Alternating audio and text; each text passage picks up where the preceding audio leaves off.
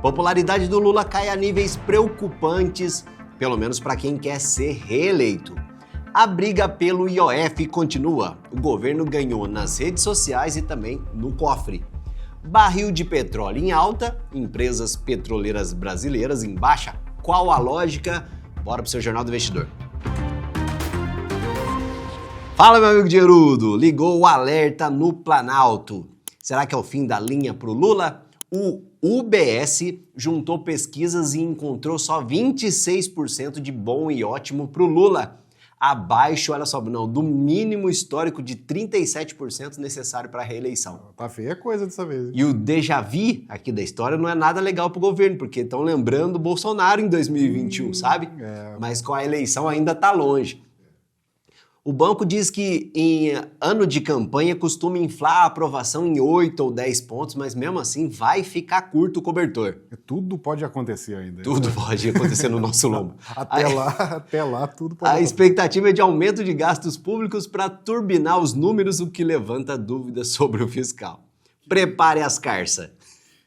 O mercado enxerga dois caminhos, ó. Qual que você acha melhor? Ou qual que você acha que é mais provável? O melhor eu decidi aqui. Mais provável. Guinada populista para subir nas pesquisas? Sim ou claro? Sim, com certeza. Ou ajuste duro do governo? Não, já começou errado. Ambos mexendo aí, os dois têm forte impacto nos juros e no câmbio, né?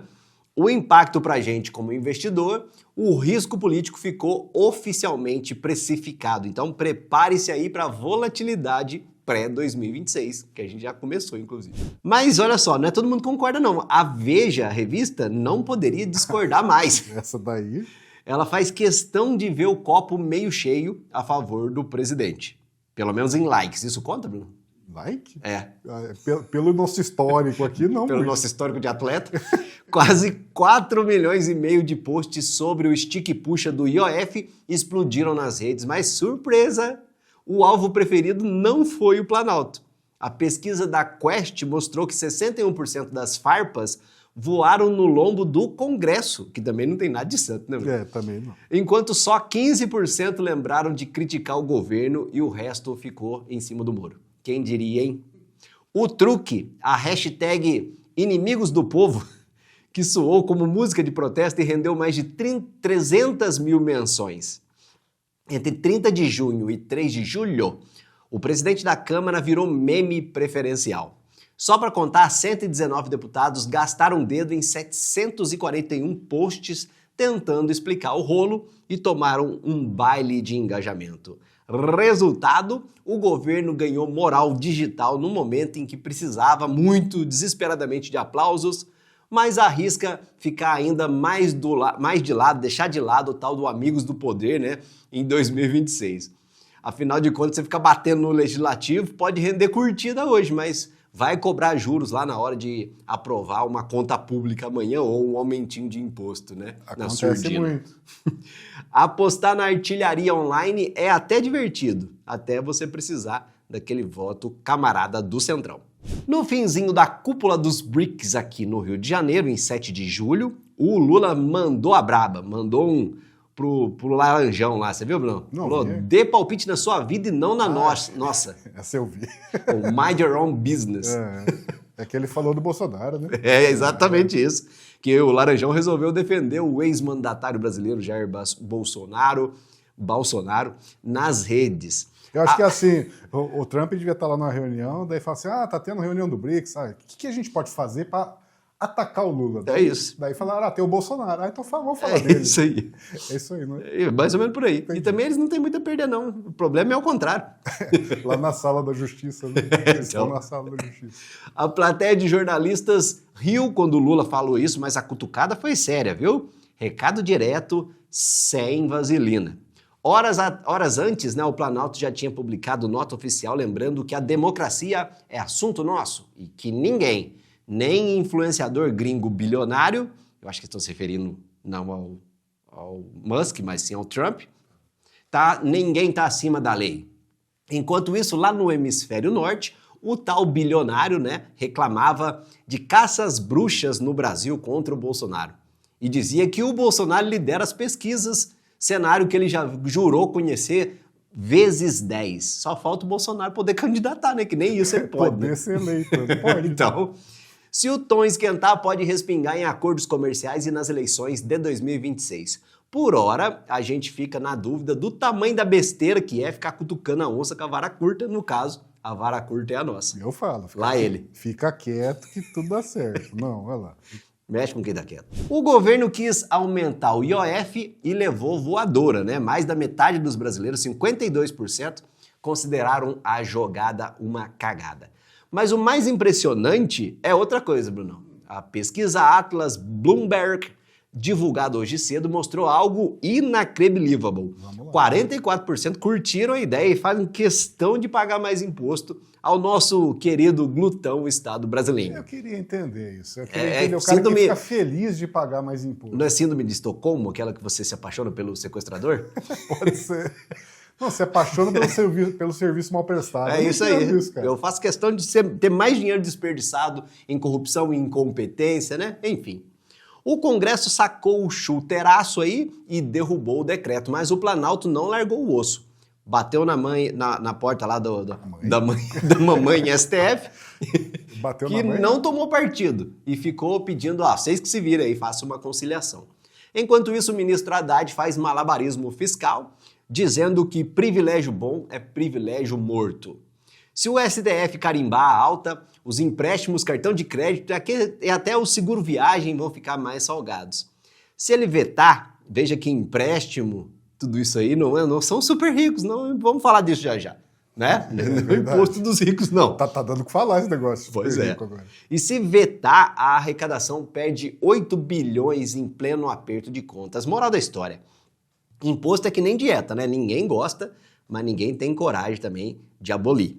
Lembrando que o decreto do IOF pode até ter caído, mas durante o período curto que durou, o governo meteu a mão em mais de 2 bilhões do seu bolso. Só nesse período aí. Imagina um aninho disso. Pois aí. é, cara.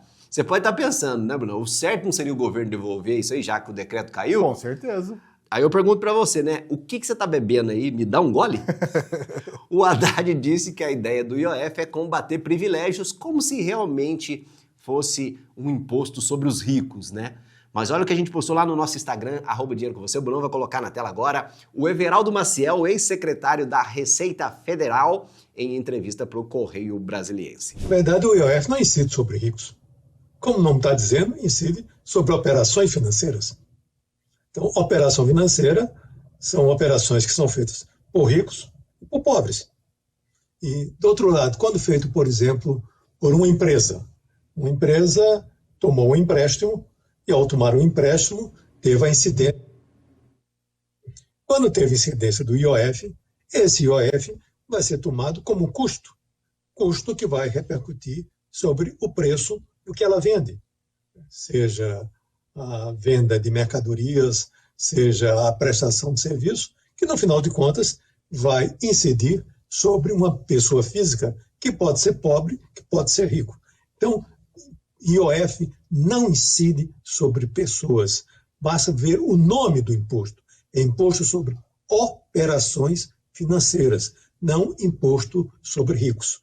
E utilizar o argumento de que incide sobre ricos, eu diria que é claramente demagogia. Resumo da ópera: não importa a realidade, importa como a realidade se parece. E quem ganha o controle da narrativa, ganha o jogo. Até por isso mesmo que eles querem mexer nas redes sociais. Ou você achou mesmo que o governo ama muito você e quer deixar a internet mais segura? No maior estilo, põe o selo aí, Bruno. Entenda como isso é bom pra você. Selo Miriam Leitão. O barril de petróleo Brent fechou ontem perto de $70, mas Petrobras, Prio e PetroRecôncavo afundaram.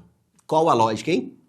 Pânico de que a oferta extra da OPEP+, não dure. E principalmente Donald Trump, o laranjão, sacando sanções de 10% para os países simpáticos aos BRICS. E o Bruno não tinha falado que era melhor ficar quieto? Eu falei. O investidor grande viu o risco duplo, né? O petróleo pode até bombar, mas tarifa azeda a demanda e trunca as margens de refino. Somado ao dólar escalando, a jogada defensiva foi vender antes que vire rolo compressor. Analistas lembram também que, que os papéis de petróleo já subiram bem no semestre, então qualquer gatilho vira gancho para a galera colocar dinheiro no bolso, realizar, né? Impacto para o investidor, prova de que commodity em alta não garante rally e diversificar é mandatório. Mas dentre as 3 empresas petroleiras brazucas, qual se destaca, hein? Isso você consegue ver e fazer essa simulação aqui que eu vou fazer para você agora lá no Investing Pro. Dá uma olhada aí, ó. Eu coloquei as 3 aqui na minha lista de observação, na minha watchlist.